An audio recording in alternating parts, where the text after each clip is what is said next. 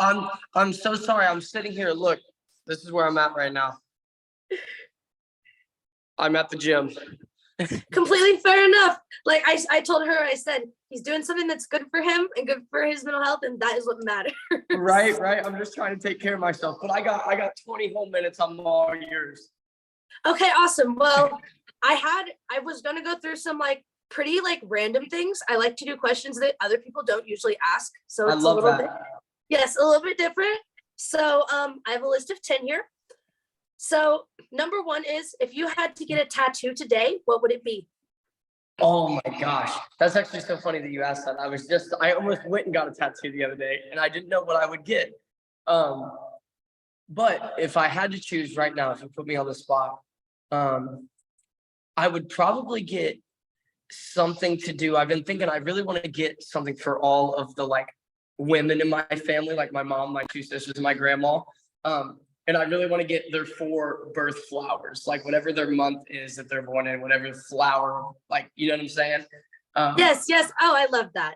Yeah, I would want to get that. They're my absolute number one supporters in this world, and I love them to death. So that would be it. Absolutely. Well, there you go. Now you know what you need to go get. Exactly. Spoke that into existence. Yep. So number 2 is, what is the worst physical injury you've encountered and how did it happen? Oh, okay, this is really stupid.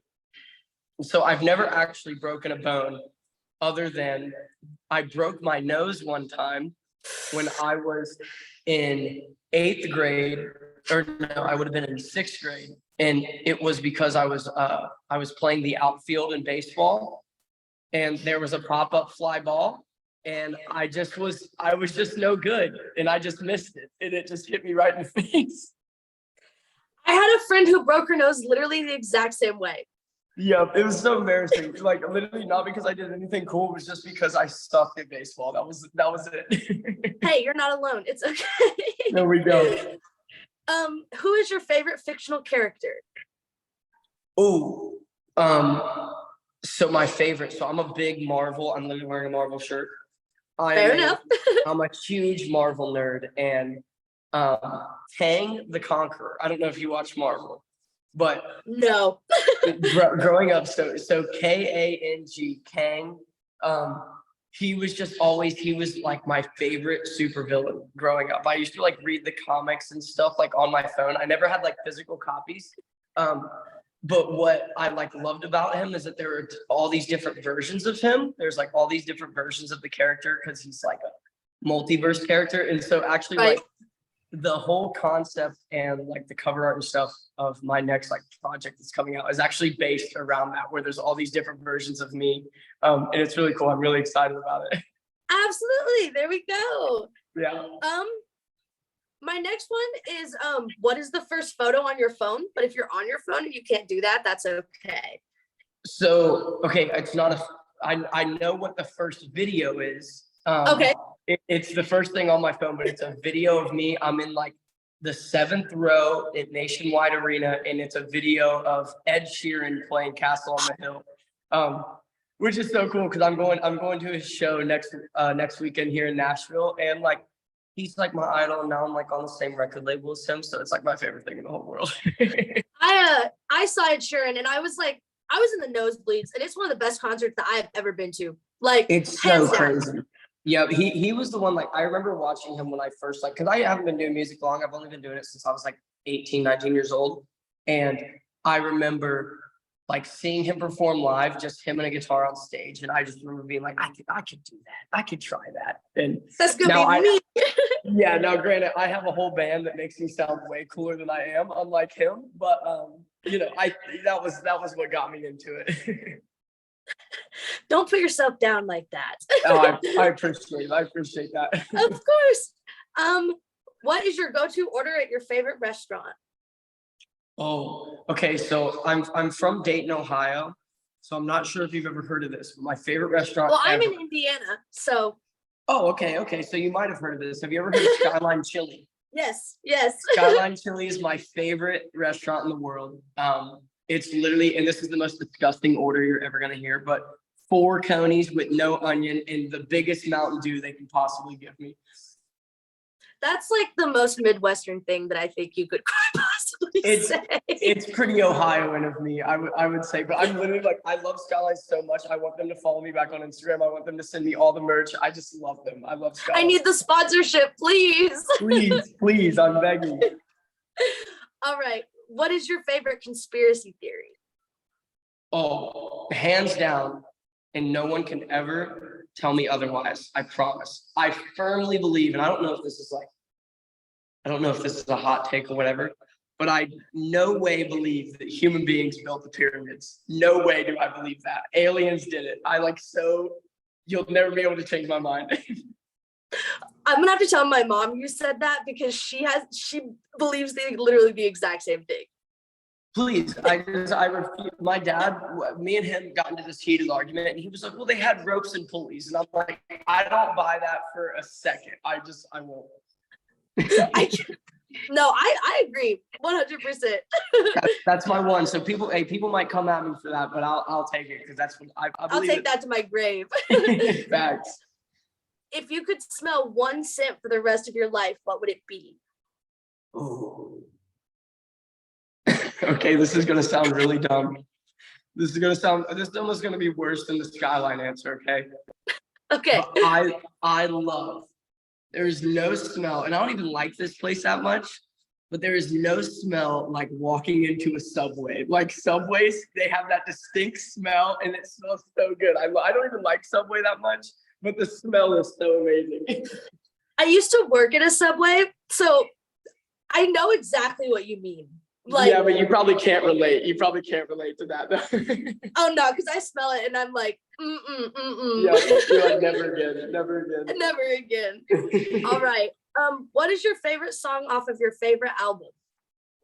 Ooh, my favorite song ever is Always I'll Care by Jeremy Zucker. It's on his album Love Is Not Dying. That is I'm just going like, to listen to that. oh yeah, you gotta hear it. It's like you gotta listen start to back. It's literally like a pure masterpiece. Like it's so crazy because Jeremy Zucker is definitely probably my favorite artist ever. But him and not like my music is nothing like his, like in any way, shape, or form. But I love it so much. I think that he's the only person that can make music the way that he makes music, which I think is really, really cool. Just because it's not similar doesn't mean you couldn't ever collab with him though. Right? That is Right. not But also, how I'm like one of those people like with him, because me and him are like the same age roughly. And like he's one of the only artists where I'm like, I don't think I would even want to meet him because I would want to lose the magic of like every time he puts out a song, I still get like giddy and I'm like, oh my God. You know, now I'm like, it's kind of weird. Like one of my favorite bands ever is the band Camino. Have you ever heard of them?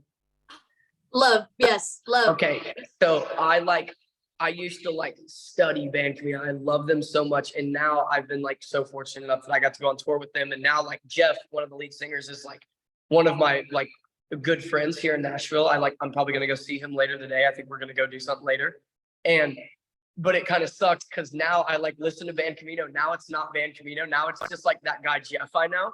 And It's so like, oh, that's my friend singing. exactly. So it's like the magic is kind of gone. And I would never want that to happen with Jeremy Zucker. That would like make me sad. Fair enough. Right. All right. What is your comfort TV show? Oh, Always Sunny in Philadelphia for sure. That's a good one. And it's like, I hate to say this. I really do hate to say this because that show is literally just about 5 like terrible people. But for some reason, I see a tiny bit of myself in each of the characters. And I hate that. I hate that so much. But like, I'm just like, I can relate to these guys, you know? Pretty recently in my life, I showed one of my friends It's Always Sunny in Philadelphia for the first time. And showing that to somebody for the first time now, I was like, never mind. Maybe Yeah. you shouldn't watch this. It's a little rough. It's a little rough. Some episodes have aged pretty poorly, but you know, I think it's like, I don't know. I think it's one of those shows that just like, no matter what, I feel like there's no such thing as like a perfect person. And like, I truly believe that everybody has their like problems and and I just think that show is so good at exemplifying like that these people, like the whole point of the show is that they're all just terrible people. Like, and that's all it is. Charlie? Yep. Yep. And All right. unfortunately, I see some Charlie in me sometimes, and I'm like, oh Oh no. man, right. All right. Lastly, I have for you, if you had to describe your upcoming single, not the 1975, in 3 words, what would they be? Oh my gosh, this is gonna sound crazy because this is my least favorite question because I'm no good with words, even though I'm a songwriter. Um, I would say, oh my gosh, fun. I know that's sick, but it is. It's like you hear it and it just makes you feel good, which I love about it. That, and I think it's like I would, okay, this might sound weird to describe, but it's like I would say satirically, like because so many people have like kind of on TikTok, like this has definitely been like one of the most loved songs that I've posted. But with that, it's also been like kind of one of the most hated in a way by some people. And it's like they'll come at me and be like, "You're right, you're not the 1975." And I'm like, that's literally the point. Like That is literally what I said.